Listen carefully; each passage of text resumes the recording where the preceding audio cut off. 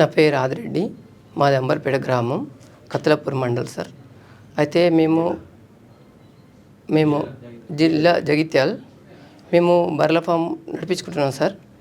అయితే మా అమ్మ నేను పాలు తీసుకెళ్ళినాం హోటల్కి పాలు తీసుకొని పోయిన తర్వాత అక్కడ హోటల్లో ఆయన అది వేస్ట్ ఇస్తా అన్నాడు సార్. అది తీసుకెళ్ళి మళ్ళీ తీసుకొచ్చడానికి నేను టిఫిన్ తీసుకొస్తానని కొట్టంగడికి వచ్చాను. వస్తుండే తొవ్వల మా వర్కర్ కనబడిన తర్వాత ఆమెను బండి మీద ఎక్కించుకున్నా సార్. నేను ఏది గవర్నమెంట్ హాస్పిటల్ దగ్గర అక్కడ నుంచి ఎక్కించుకున్న తర్వాత కొంచెం దూరం జరిగేసరికి అక్కడ వాళ్ళది ఏంటిది సార్, అది కుట్టు మిషన్ షాప్ ఉంది. అక్కడ నుంచి వచ్చి బండి మీద వచ్చేటవన్నీ నన్ను గల్లబట్టింది సార్. గల్లబట్టిన తర్వాత గల్ల వదిలేసుకొని ఏమైంది అనుకుంటే వెళ్ళిపోయినా సార్. వెళ్ళిపోయి నేను మా ఫామ్ దగ్గరికి పోయి మా పెద్ద మనిషి, మా అన్నయ్యనే పెద్ద మనిషికి ఫోన్ చేసి, నేను అన్న గిట్లా ఈమె మా అన్న వదినే ఇద్దరు నన్ను గల్లబట్టిరు గుంజీరుతో వల్ల బండి మీద రాగా ఏమైంది అడుగు, నేను పోలీస్ స్టేషన్కి పోతా కేసు పెట్టడానికి అన్న తర్వాత అని ఫోన్ కట్ చేసిన.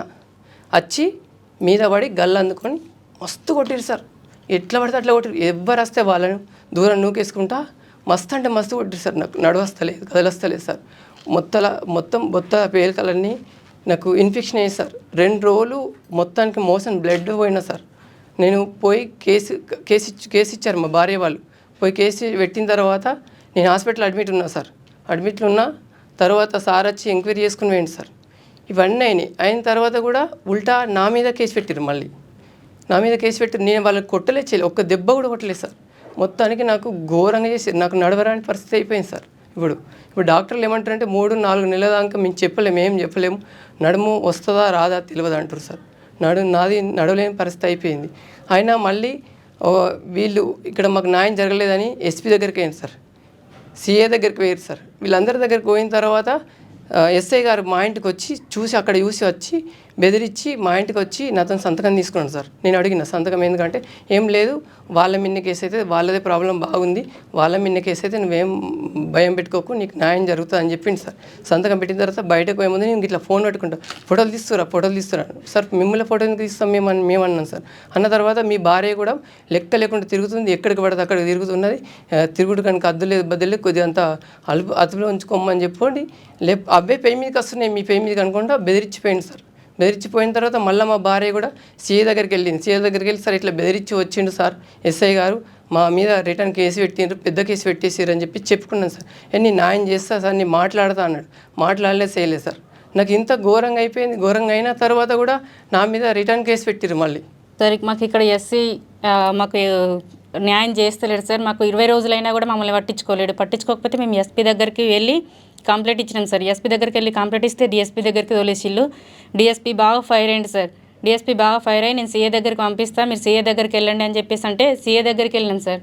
సీఏ దగ్గరికి వెళ్తే సీఏ సార్ నేను ఎస్ఐ తోటి మాట్లాడతా అని చెప్పేసి మమ్మల్ని పిలిపించుకునే మాట్లాడితే ఎస్ఐ మేము సీఏ గారు అందరం ఉండగానే మాట్లాడిళ్ళు.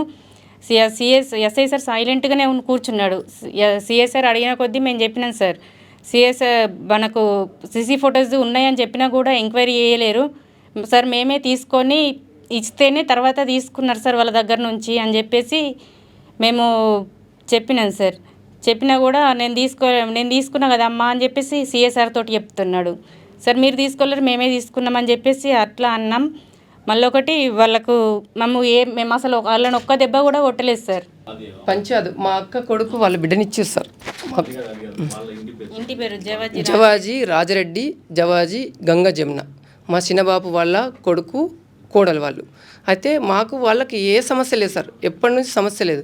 మా అక్క కొడుకు బిడ్డనిచ్చింది సార్. బిడ్డనిచ్చిన తర్వాత మేము అప్పుడు కూడా ఏమనలేము. పెండ్లిళ్ళకి అయిన తర్వాత వాళ్ళు గొడవ పెట్టుకొని మా మీకు తింపేసిన తర్వాత కూడా మేము వచ్చేసినాం ఇంటికి, ఏమనలేము. ఆ తర్వాత మళ్ళీ సార్ ఒకరోజు మా అల్లుని గురించి వెళ్ళి డబ్బులు కావాలంటే అల్లునికి డబ్బులు ఇచ్చిన సార్. నేను డబ్బులు ఇచ్చిన తర్వాత డబ్బుల కొరకు నాకు చిట్టి డబ్బులు ఉన్నాయి, ఆయన 40,000 కావాలని ఫోన్ చేస్తే నేను ఏమన్నా 20,000 ఇచ్చిన తర్వాత వాళ్ళ డాడీకి ఇవ్వమంటే ఇచ్చిన తర్వాత మళ్ళీ నేను 18వ తారీఖు నాకు చిట్టి ఉంది సార్. చిట్టి కొరకు డబ్బులు ఇచ్చిన తర్వాత అడిగితే ఆయన ఫోన్ లిఫ్ట్ చేయలేడు.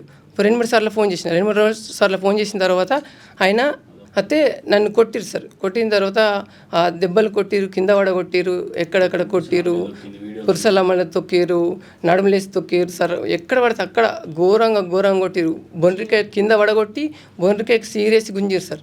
సీరియస్ గుంజిన తర్వాత సీరియస్ గుంజారు సార్. సీరియస్ అంటే ఈ పక్క మొత్తం గాయాలైనాయి. ట్రీట్మెంట్ చేయించుకున్నా సార్. ట్రీట్మెంట్ చేసుకున్నా సరే ఇవన్నీ తగ్గినాయి, కానీ నాకు నడుము ఈ కడుపులో తగ్గట్లేదు సార్. డిస్క్ 4 డిస్కులు జరిగిపోయినాయి సార్.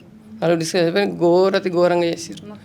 అంతకుముందు కూడా సార్ మా మీద ఇదే ఈ పైసల విషయంగా ఈయన ఫోన్ చేస్తుండే మాకు లొల్లు అవుతున్నాయని కేసు పెట్టారు సార్. పిటిషన్ ఇస్తే ఆ పిటిషన్ పోయి కూడా సార్ నేను అన్నాను, మా వదిని మా బిడ్డ కాలు ముక్త. నా పేరు గంగాజల, నా వయసు 33 సంవత్సరాలు. మాది అంబర్పేట గ్రామం, కత్తులపూర్ మండలం, జగిత్యాల జిల్లా. మాకు మేము బర్ల ఫామ్ నడిపిస్తూ జీవనం కొనసాగిస్తున్నాము.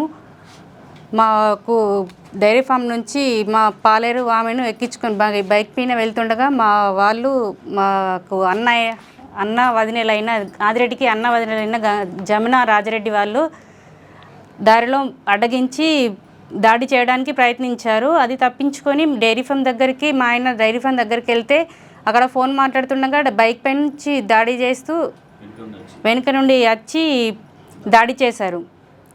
దాడి చేస్తే ఇష్టం వచ్చినట్టు కొట్టిళ్ళు, పిడిగుద్దులు గుద్దిళ్ళు, మెడకు చీరేసి గొంతు నొక్కిళ్ళు, మొత్తం అందరూ చచ్చిపోతారు వదిలిపెట్టండి అని చెప్పేసి అంటూ మెల్లగా తప్పించుకొని పారిపోయాడు.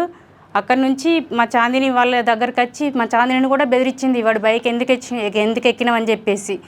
వాళ్ళని బెదిరించినా కూడా మరి అదే రోజు నైట్ వెళ్ళి కేసు అక్కడ పోలీస్ స్టేషన్లో కలిసినాం సార్. పోలీస్ స్టేషన్లో కలిస్తే వాళ్ళు మరి ఇప్పుడు బాగా సీరియస్ ఉన్నాడు కదమ్మా, మీరు డాక్టర్ దగ్గరికి ట్రీట్మెంట్ అయితే వేయించుకోపోలి, రేపు వచ్చి పిటిషన్ ఇద్దరు అని చెప్పేసి చెప్పిళ్ళు.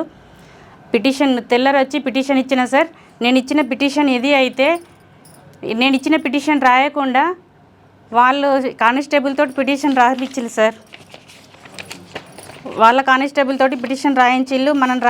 మేము రాయమన్నట్టు చెప్పినట్టు పాయింట్లు రాయకుండా వాళ్ళు రాయించి సంతకం చేయమని చెప్పేసి అడిగింది సార్. దీని తరపున మాకు చిన్న వట్టి ఏ న్యాయం జరగటం లేదు సార్. 20 రోజులైనా కూడా మమ్మల్ని కేర్ తీసుకోవట్లేదు, అసలు పట్టించుకోవడం లేదు సార్. మేము పట్టించుకుంటలేరని ఎస్పీకి కంప్లీట్ చేసినాం సార్. ఎస్పీకి కంప్లీట్ చేస్తే డిఎస్పీ దగ్గరికి పంపించిండ్రు. డిఎస్పీ దగ్గర నుంచి సీఏ దగ్గరికి పంపించిళ్ళు. సీఏ దగ్గరికి వెళ్ళి మాట్లాడుతుంటే సీఏ గారు మేము మాట్లాడతామమ్మా అని చెప్పేసి అన్నాడు. అంతట్లకే ఎస్ఐ సారు సీఏ సార్ దగ్గరికి వచ్చిన తర్వాత సీఏ సార్ అడిగిండు, సార్ మీరు ఎంసీ తీసుకున్నారా అని చెప్పేసి అంటే, సార్ మేము ఎంసీ గవర్నమెంట్ హాస్పిటల్లో తీసుకున్నామని చెప్పేసి ఎస్ఐ సార్ అన్నాడు సార్. ఎంసీ మేము మేము ట్రీట్మెంట్ గవర్నమెంట్ హాస్పిటల్లో తీసుకోలేము సార్, ప్రైవేట్ హాస్పిటల్లో ట్రీట్మెంట్ తీసుకున్నాం అంటే ఎస్ఐ సార్కి చెప్పిండు సీఏ సార్, ప్రైవేట్ హాస్పిటల్లో ఎంసీ తీసుకోండి అని చెప్పేసి సాయంత్రం వరకు యాక్షన్ తీసుకోమని చెప్పేసి సీఏ సార్ చెప్పిండు సార్. చెప్పినా కూడా ఎస్ఐ సార్ యాక్షన్ తీసుకోలేదు. ఇప్పటికి కూడా మాకు రెస్పాన్స్ లేదు. మమ్మల్ని సీఏ సార్ దగ్గర చూసి మా ఇంటికి పోయి మా ఆయనతోటి మీ మీదనే ఏం లేదు, వాళ్ళదే తప్పు ఉంది, మీదేం తప్పు లేదని చెప్పేసి ఫైల్ మీద సంతకం చేయించుకున్నాడు సార్. ఎందుకు అని అడిగితే మీకేం కాదు అని చెప్పేసి సంతకం చేయించుకున్నాడు. బుదిరికించి సంతకం చేయించుకొని బయటకు వెళ్ళిన తర్వాత మీ ఆవిడ బాగా తిరుగుడు కొద్దిగా మానుకోమని చెప్పండి, ఇవే పై మీదకి వస్తాయని చెప్పేసి బెదిరించిపోయింది సార్. మళ్ళీ వచ్చి నేను సీఏ దగ్గర నుండి వచ్చేసరికి మా ఆయన ఈ మ్యాటర్ నాకు చెప్తే నేను ఎస్ఐ సార్కి ఫోన్ చేసిన సార్. ఎస్ఐ సార్కి ఫోన్ చేస్తే 4 సార్లు ఫోన్ చేసినా 5 సార్లు ఫోన్ చేసినా రిసీవ్ చేయలేదు సార్. 6వ సారికి రిసీవ్ చేసిండు. రిసీవ్ చేసి సార్ సైన్ ఎందుకు వేయించుకున్నారు మా ఆయనతోటి అని అంటే, మీ మీద కేసు అయిందమ్మా అందుకే సంతకం పెట్టించుకున్నా అంటే, సార్ అదే విషయం చెప్పి పెట్టించుకోవాలి కదా, నమ్మించి ఎందుకు మోసం చేసిల్లు సార్ అని చెప్పేసి అంటే ఆయన ఫోన్ కట్ చేసుకున్నాడు సార్. అయినా కూడా ఏం రెస్పాన్స్ లేదు సార్. అక్కడ సంతకాలు పెట్టించుకొని మా మీద కేసు చేసిల్లు. ఇప్పుడు దెబ్బలు పడడు మేమే అయింది, శిక్ష విధించడం మాకే అయింది సార్. మాకు తగిన న్యాయం జరగాలని చెప్పేసి ఎక్కడికి వెళ్ళినా కూడా మాకు న్యాయం జరుగుతలేదు.